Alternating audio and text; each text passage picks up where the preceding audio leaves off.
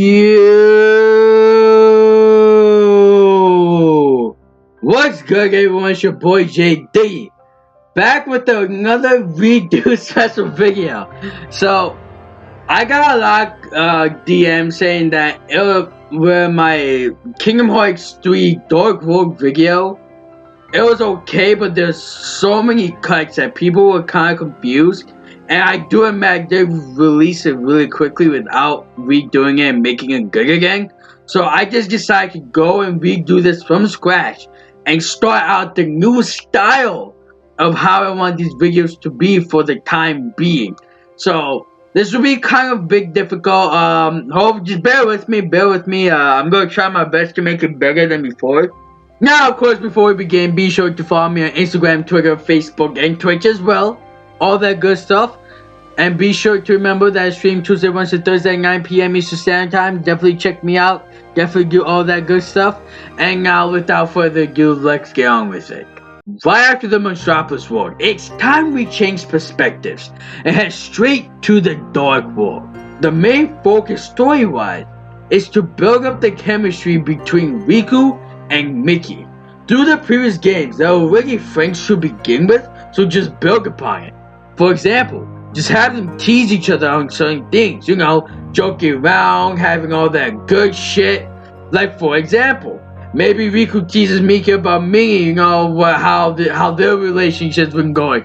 Dude, have a goddamn relationship issue that Mickey and Minnie have. Yo, you know how golden that would be? That would be so insane. Dude, I can't even. Yo, that would be the funniest shit ever. It wouldn't make sense, but that would be fire. That would be absolutely fire. And of course, you can keep the whole, Riku good memory, that whole situation. But honestly, it's not really necessary. Either way, throughout the world, you get to play as Riku with Mickey and your party member. Now, once you get further, there will be a moment where some dark force separates both Riku and Mickey from each other. Now, you will have two boss fights.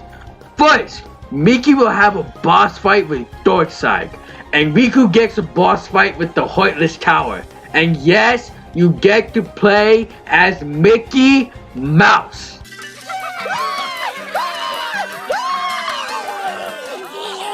Now after that, there will be some interesting things that happen. But there's going to be another huge dark side. However, all the Heartless Tower starts to come together, form around the dark side, which actually gives it like a transformation buff armor set situation and makes it even stronger. Now something very cool that I think will work is to make this fight dynamic. You see, Riku and Mickey will be together to fight the super dark side boss. So what you can do is, let's say first, have Riku just take out parts of the Heartless Tower, then you switch as Mickey to take out even more parts of the Heartless Tower. Then just rinse and repeat until you get further until only dark side's left. And I think this is a point here where it should be really awesome and epic with their quick time events that Kingdom Hearts have. So the way I envision it is the following. Have Riku dodge Darkseid's attack. Then Mickey jumps into the air, being higher than Riku. Riku then uses his Keyblade as a platform for Mickey to jump on as a stepping stone. This causes Mickey to jump really high and even higher to be high up in the goddamn dark sky. Then Mickey uses his epic light powers to blind the dark side. And at that moment, Riku goes and falling downwards towards the bright side with speed, filling his Keyblade with some light power. No, not as much as Mickey or Vox's, but enough to do some damage. To go straight through the dark side. Then Mickey slashes the dark side on his way downwards to the left side. And finally, Riku and Mickey use their key beams together to destroy the dark side once and for all. After the dark side has been destroyed, Master Ericus's Keyblade should fly out of it. Not knowing where it is, they decide to take it with them. Now from this point forward, the player has the choice to play either as Riku or Mickey, and they can switch whenever they feel like it. It will be the same principles on how you can switch between Soda and Goofy whenever the player feels like it, as I established in the Olympus video. Now, while exploring the areas of the Dark World, there will be a specific area where Riku and Mickey can run into a secret boss. This boss is none other than Dark Inferno. I think it's fitting because this is the realm of darkness after all, so it makes sense. But compared to the Secret Orichalcum Plus bosses, this boss is going to be different. Because after you defeat it, you won't get an Orichalcum Plus. No, you won't. Instead, you will get a special type of crystal. Now, what these crystals are, that shall be explained in later videos. But just know they are different and they will be useful. Either way, after defeating the Dark Inferno, you will get the Falling Light Crystal. And remember, this is completely optional. Miki and Riku made to the famous Dark World short that every Kingdom Hearts fans know of. Now, before I say anything, please watch this. Riku!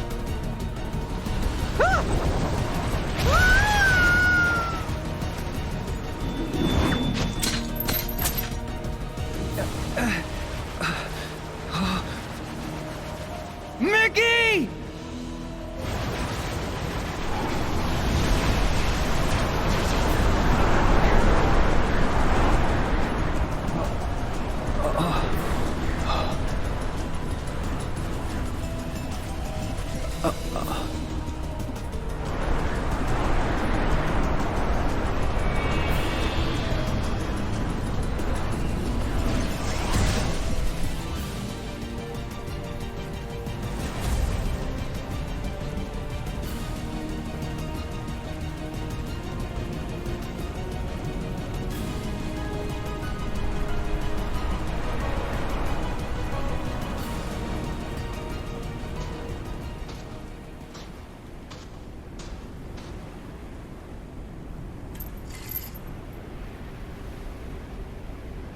This Keyblade.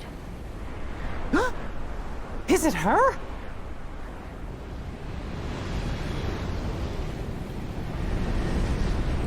Mickey. You're too late. Aqua? What happened? You abandoned me, that's what.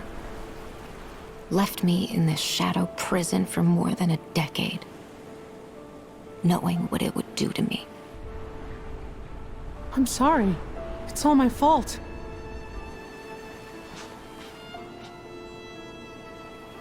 I reached this shore after endless wandering.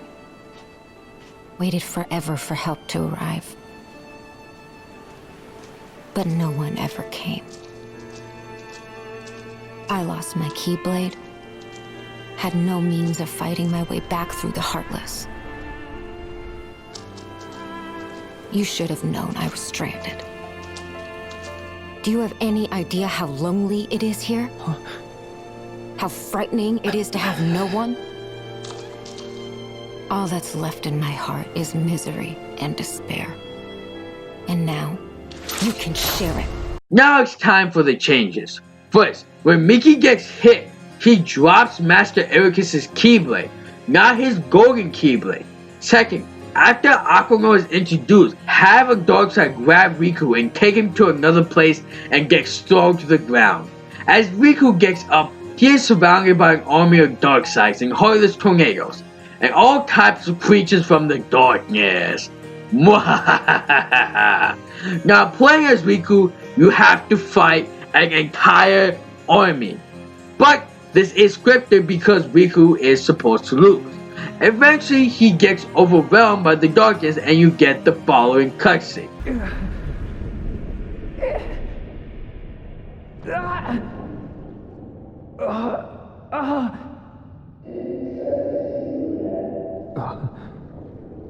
What? Because somebody needs me.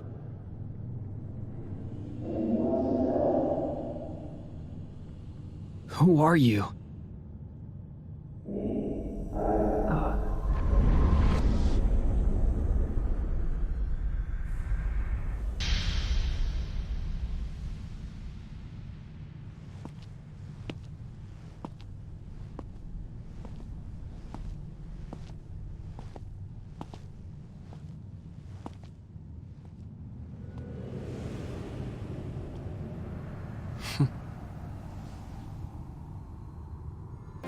Now, instead of being short, there will be an actual conversation between the two of them. talked about Riku being immune to both light and darknesses. Well, Riku Replica quote, and I quote, "You have the ability to embrace the power of light and darkness. If the power of light isn't working for you, well, what should you be doing?" And then Riku continuously states, "I need to embrace the power of darkness." Riku Replica is like, "You know what to do, don't you?" And then Riku then stays calm and then goes into his darkness mode. At that moment, he breaks through the enemies that he captured, and now it's time for some gameplay action. Riku will now go and destroy the entire army of Heartless, and the more he defeats, the more his power of darkness grows. Meanwhile, Right when Mickey got hit, instead of being captured, he does something epic. As he was blown to the sky, he dives right back down through the Heartless Tower and with his power of light, demolishes it. Now, during the whole conversation that you saw in the clip with Aqua, Mickey is actually the one who walks forward and fights her. In a sense, we get an Aqua boss fight, and we play as Mickey. Now, why Mickey? Is because it makes the most sense story-wise. It was his fault that Aqua was left in the realm of darkness all this time. It was his fault that Aqua became Aquanaut. And some of the stuff that she says during the boss fight should affect Mickey on a personal level, such as, "I wandered the shadows endlessly, you abandoned me," etc, etc. Now, of course, this boss fight should be epic and intense fight.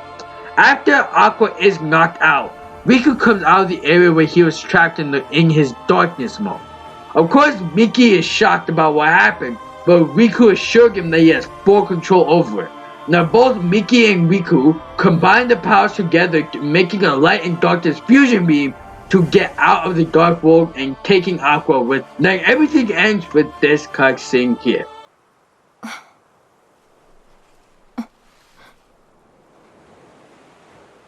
Aqua! Aqua. Van... Terra... Aqua! Aqua! It's you. Thank goodness! You're awake! Mickey.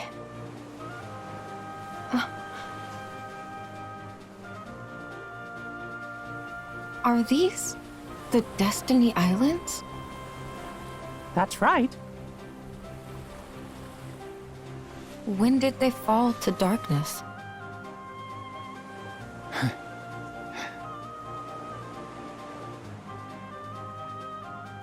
You're in the realm of light.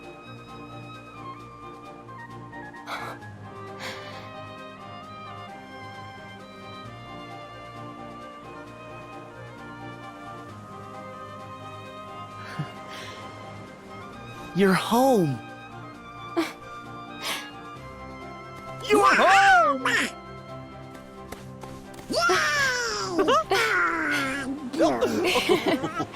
Welcome home.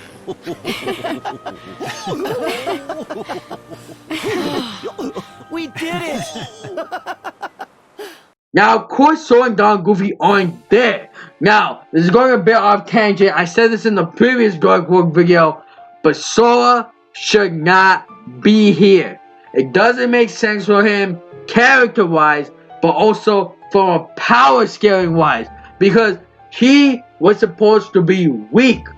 Him being Aqua changes that entire fact, and it makes Riku and Mickey look like incompetent morons because that was their job. They had their job and they did their job. That was the whole point. In a sense, Sora and Goofy not here. In the government ship, Sora and Goofy got a phone call from Riku where he says, "Sora, we got her." From this we immediately head back to the mysterious tower where we see Yang Sig, Riku, Mickey, and of course Aqua. In that immediate moment, Sora and Goofy barges into the greet Aqua. Now, after Yang Sig catches Aqua up to speed, she immediately falls to the floor. And of course there's a reaction where everyone was worried. It turns out that Aqua was exhausted from the realm of darkness, and Yang Sig prepared a room for Aqua to rest. There we go, everyone. Those were my ideas for Kingdom Hearts 3 Re-Reworked for the Dark World area. Hopefully you guys enjoyed this video. Comment down below on how you would redo this entire Kingdom Hearts 3 Dark section. Give this video a like, I really appreciate it. Make sure to hit that bell icon notification to get notifications from yours truly. Subscribe for more future content. And stay breezy, guys. Stay breezy.